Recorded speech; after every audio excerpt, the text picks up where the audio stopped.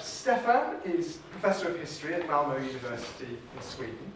A modern historian looking at uses of history today, he investigates modern living history groups and their rich and creative ways of connecting past and present.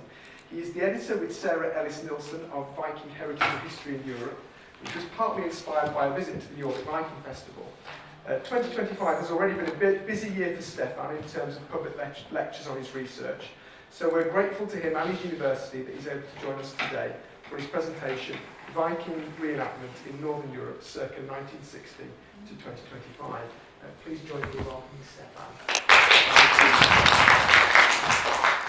Well, thank you so much, and I feel really privileged for being here, Chris, and also for coming after the two speakers before me, because I think I can sort of entangle myself in your presentations in a very good way. And I really like the ethics perspective here. So thank you for that one. So, Viking reenactment in Northern Europe circa 1960 to 2025. It's a big thing to show off, but I'm starting to do that now. I will say something about the presentation so we'll get the sort of idea what I'm going to do here today. So in this presentation I will say something about public Viking research and the idea of Vikingisms that Chris already has introduced in some ways. I'm going to stress the importance of researching grassroots history. There's a lot of research going into museum studies and so on, but there's much less interest in public interest in history from the grassroots to sort of bottom up. And I'm focusing right now very much on this grassroots perspective. I'm going to discuss aspects of Viking reenactment within the domain of public history in present-day Europe. So, and I'm focusing on Northern Europe right now. But the present perspective is very much important here.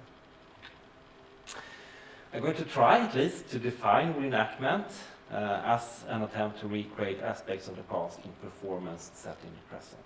So I will do that. I will set that in a sort of map I made, a realistic, fantastic spectrum that we were talking about here before. And I will also talk about two distinct but overlapping sub-genres that I find interesting, and actually I'm going to do some more research on. That is top-down reenactment initiated by professionals at universities or institutions such as museums, and then the bottom-up reenactment initiated by within the reenactment scene itself. And these two have developed separately, but all very much also entangled with each other. So that's very interesting. See how they develop together, apart, and then together over time. And I will discuss some new trends within the Viking reenactment scene that I found when I did my recent study.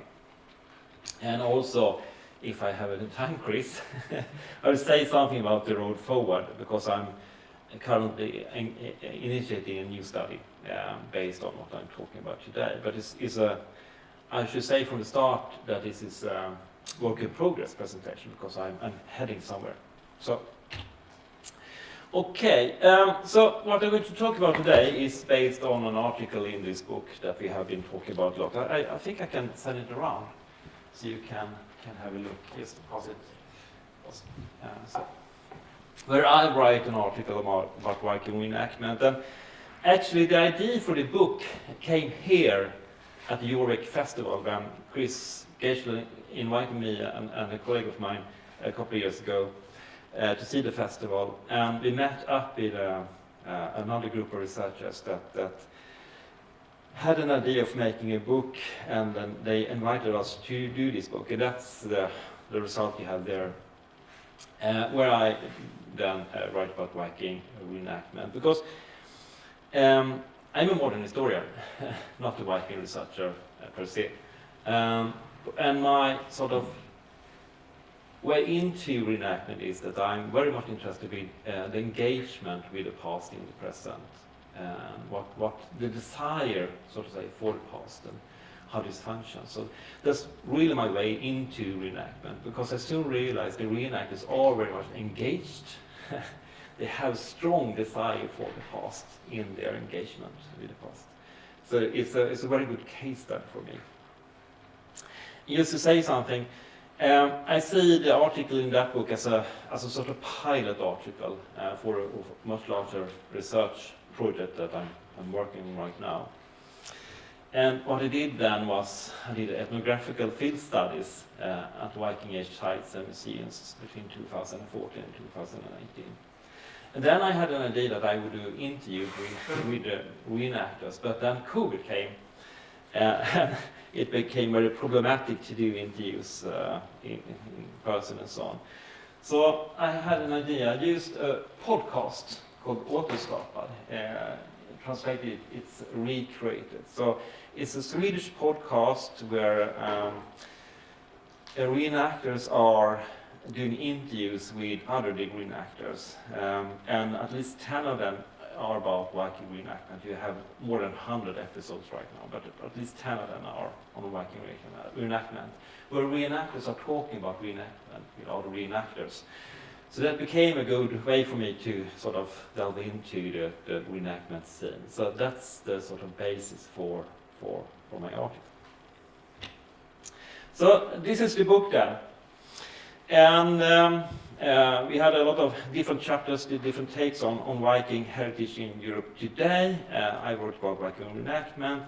And as an end chapter, we had a professor of archaeology called Howard Williams coming in and reading the book and writing his own chapter. He really make a case there in the end of the book that we really need to very much more engage in public Viking research, because Vikings are becoming so huge, really, not only in Scandinavia or in Europe, but globally. It's a sort of trend we see globally right now. And just talking about reenactment, I realized when I wrote this article that you can't really contain Viking reenactment even in Europe or North America. You have a growing reenactment of Viking reenactment, for example, in South America, in Asia. So you have Vikings everywhere globally today. That's really, really interesting. So the idea then is to delve into this further on. And as I said, I'm a modern historian, so my sort of way into this is the field of public history. And in the words of Raphael Samuel then, I see history not as the prerogative of the historian. It's rather a social form of knowledge, drawing not only on real life experience, but also on memory and this fantasy and desire. This idea of desire for the past is very much important. And to quote Hilda Keen, public historians recognize that the past and history are not synonymous. History is whatever sort is created. And this is an important point, I think, because talking about history, history is the bottom line here. History is something that we do in a practice performed in an ever-changing but situated present. We see from the present into the past, find traces from the past with which we write history. So the bottom line is history. And the past and history is not the same thing. History is always something that we construct. It's traces of the past in selection and interpretation. And of course, in chronological time, you can sort of contain the idea of a Viking age, for example, with set limits and so on. But what I am interested in is the writing of history. And here we can find, for example, what we call Vikingisms. That is how the Viking age has been used, interpreted and so on, from the late part of the Viking age actually up until today. So that's my main focus here. And I think in that reenactment is as a sort of vibrant idea right now, something that's really taking on. So we have a huge interest in Viking reenactment today, which make it really, really good case study for me to study. Yeah.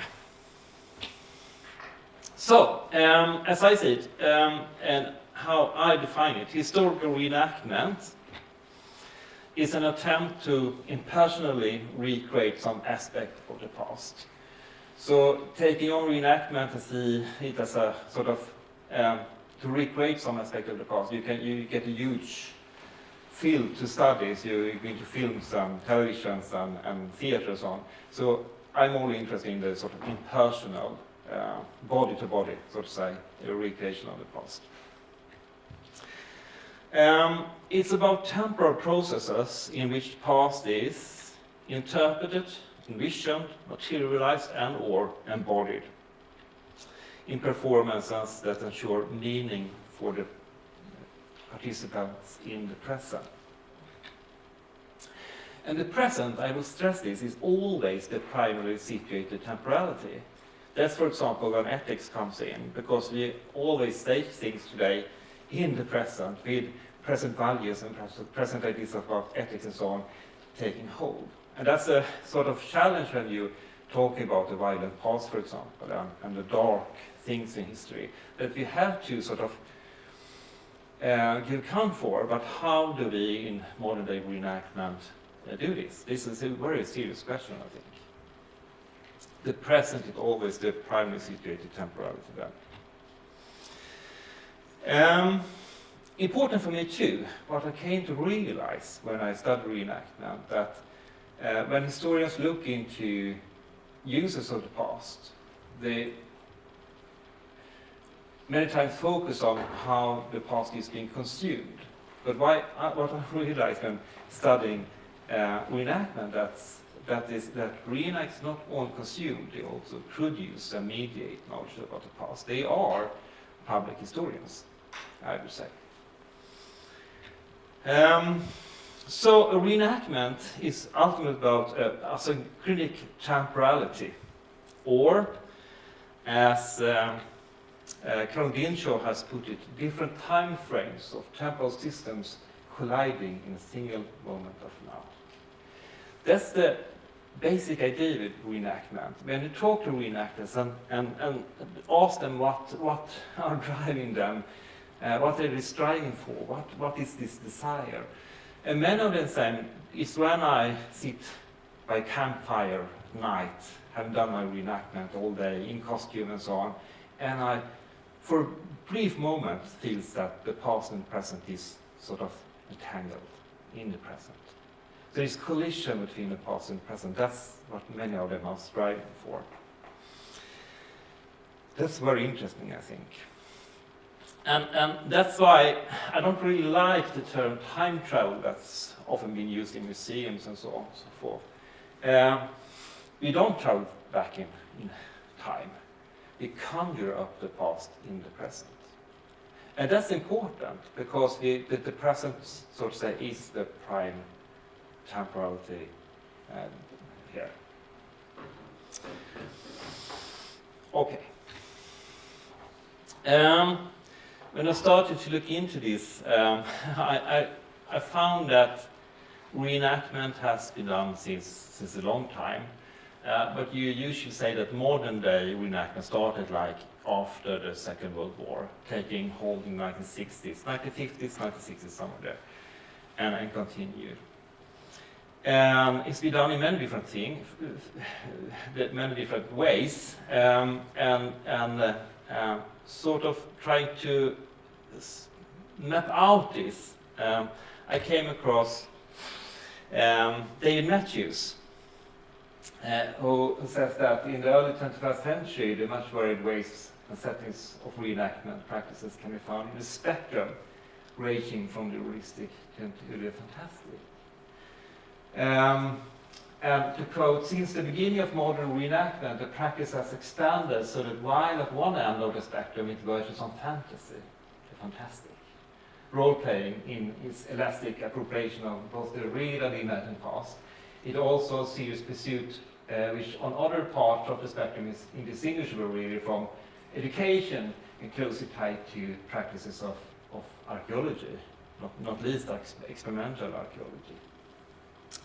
So I made this map, sort of trying to disentangle the different aspects of reenactment, ranging them from the fantastic, where the past is being played, as it never was, of course, but it's a play, ranging to sort of dramatizations, as it might have been, to more reconstructions bordering on the academic pursuits with experimental archaeology, for example, distinguishing between the domain of academic history and the domain of public history. So you can put different types of reenactment in this sort of spectrum, going down from Appelgea, for example, as a sort of fantastic play with the past. You don't say this is how the Viking Age was in Shetland. This is a community thing. It's about identity and making something together here. We are playing with the past in a fantastic way. Then you can range into what museums often do with the general public, with schools, so to say. You sort of play, but you get a bit of seriousness into the play. You dramatize things and try to engage school children and so on. So, and of course, we are not doing things that sort of, you've talked about the ethics stuff. We can't kill people or so on. And so it's a very, it's adapted to school children and so on.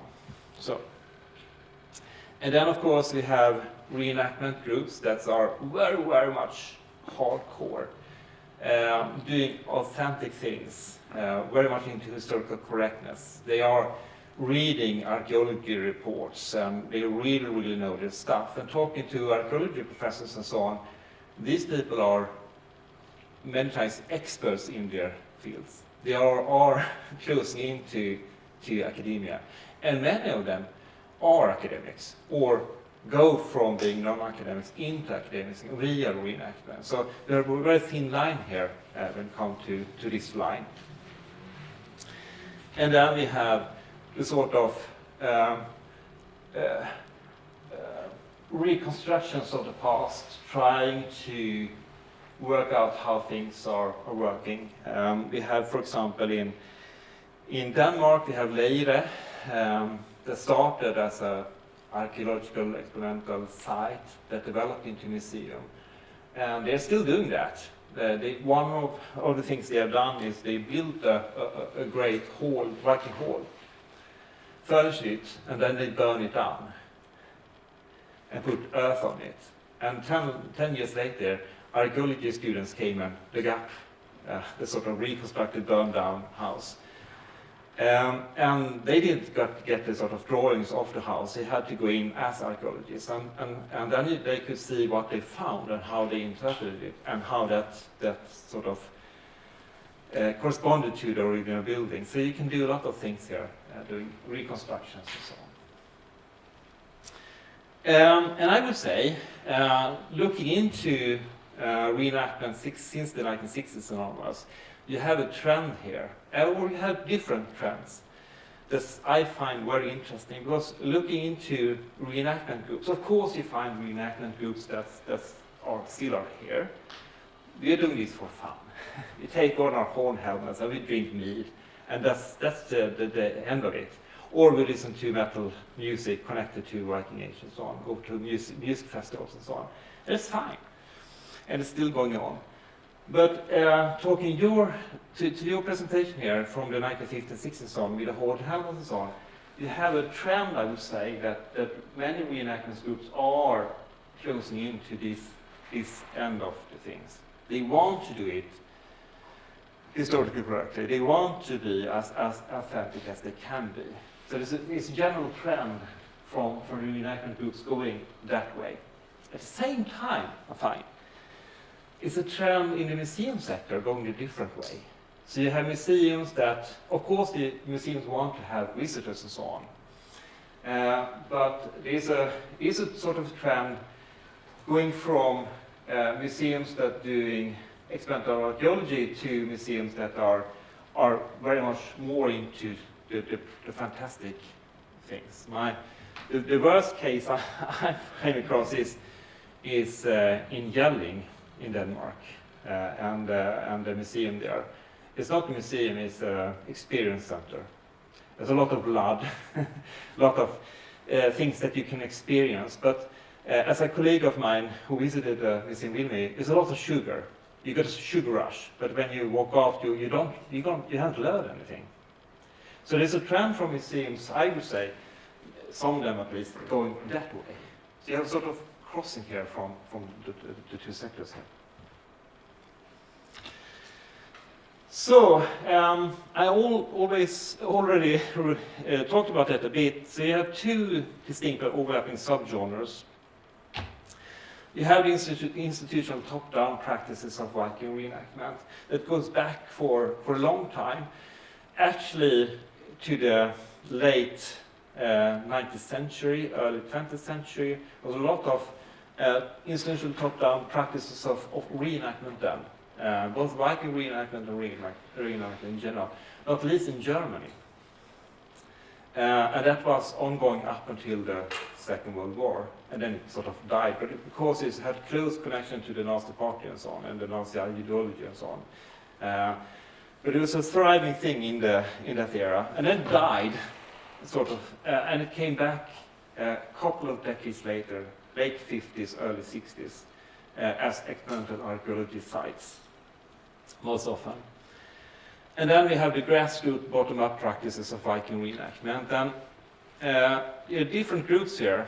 So on the left hand we have professional trade historians, museologists, archaeologists from university departments or cultural heritage institutions and so on that are doing these top-down practices. And the number of recreated Viking sites have grown steadily since the second half of the 20th century. They have grown and you can find them almost anywhere in the north of Europe.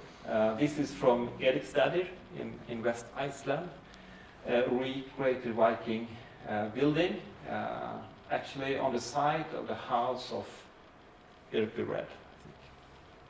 And they are doing reenactment as a part of their mediation of the Viking sagas and so on.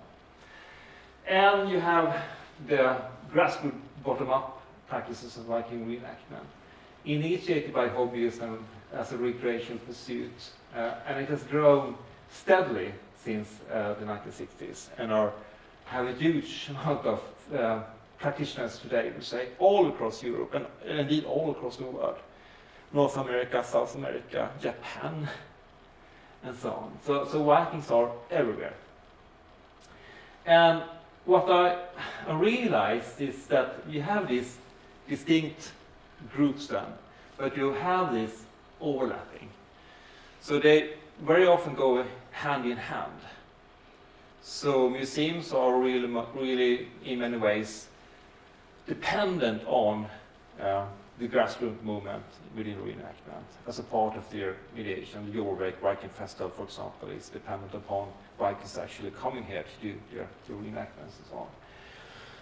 And for many grassroots groups, the museums and historical sites are very much important as a part of their get-up, their processes, their sort of year calendar and so on. They're going from museum to museum. So important part of their layout. And of course, it's very much important for different groups to meet up. Groups from Poland and Denmark and the United States and so on, meeting at museum sites and so on. So you have an overlap here and a sort of mix that's very important with the growth of Viking reenactment today. Okay, some trends that I see in Viking reenactment today.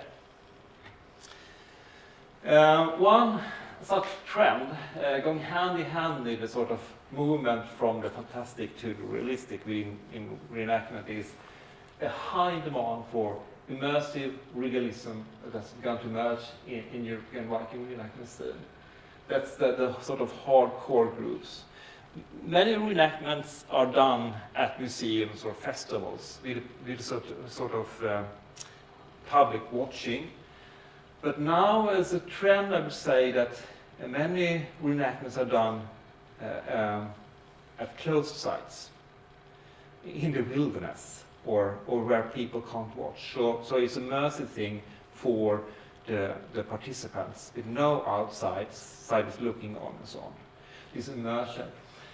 And you got, for example, to the right, you have this Norwegian reenactment group that's called Hands-On History, and they are doing Vikings hikings in the Norwegian mountains. You can dress up as a Viking, get equipment and so on, and go for a hike for a week up in the wilderness in Norway, in the mountains, and live like a Viking for a week, exposed to weather and so on. So that's also a trend, to feel that you meet the past by exposing yourself to eating special foods, cold and weather and so on. So feel the past on your body, so to say. Immersion. And new ways for bottom-up organized groups to make a living out of what they do, becoming commercially driven. Hands-On History is a perfect example. This Norwegian group that's sort of being made into a company. They are doing conferences, they are organizing heritage-funded things all across Europe. I was with them in Romania just a couple of years ago, helping them develop a site in Transylvania. So they're doing a lot of stuff there. So they're making their sort of hobby into sort of companies and so on, commercially driven. Also, there's been an increasing amount of critical debate within reenactment groups that's very healthy, I think, when you talk about things like slavery, violence, but also from modern sort of standpoints like the connection between Viking reenactment movements to far-right movements and so on, about sexism and racism within the reenactment scene. Sort of exposing that and briefly discussing that in a new way than before, I would say. And we have this growing interest from academics as myself. Reenactors are becoming more openly frequent within academia too. Because as I said, a lot of reenactors are academics. But it's been, in the 1980s, 1990s, people weren't talking about they being reenacted because that wasn't what academics were doing. But now more and more reenactors are open about it. And I would say a trend since the 1990s and onwards is that they are becoming powerful players here. Because people who started reenactment in the 1980s and got interested and engaged with the past and made academic careers out of that, they are now professors, and they are now museum curators and so on. And they are a very powerful, influential group within the museum sector today, I would say, or within academia. So sort of, they're becoming more and more influential today. That's something I find really interesting too. How am I for time, Chris? I have one more slide, but I can stop here. Another 3 minutes or so? 3 minutes, okay.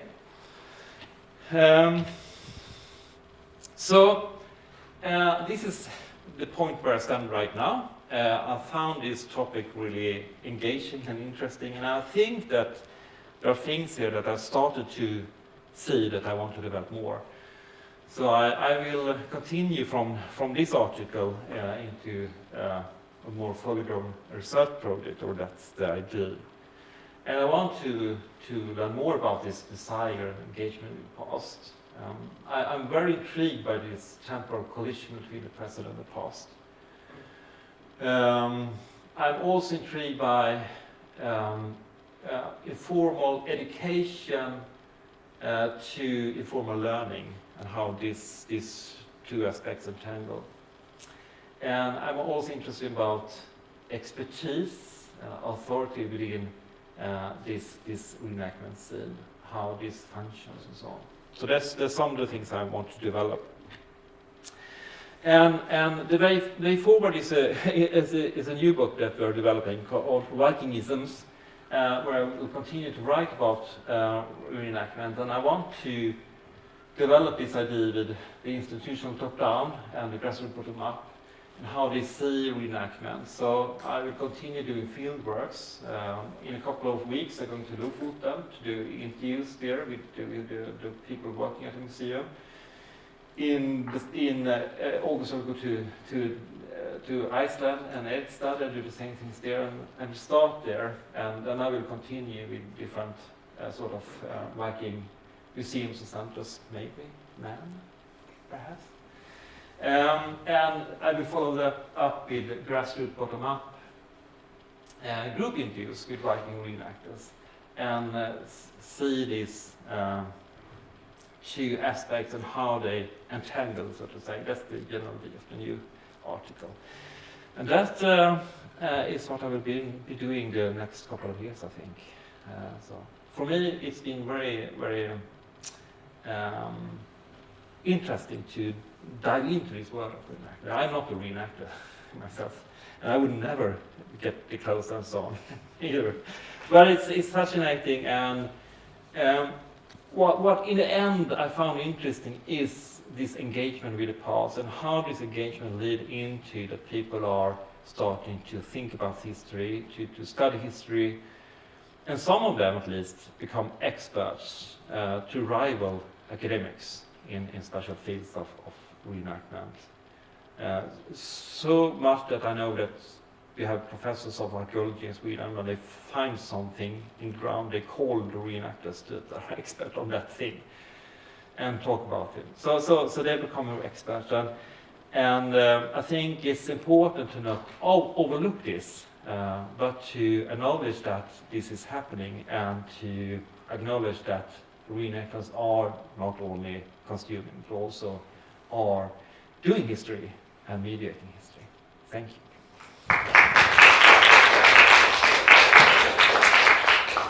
That's great, thank you, Stefan, and thank you for keeping to time. We'll have time.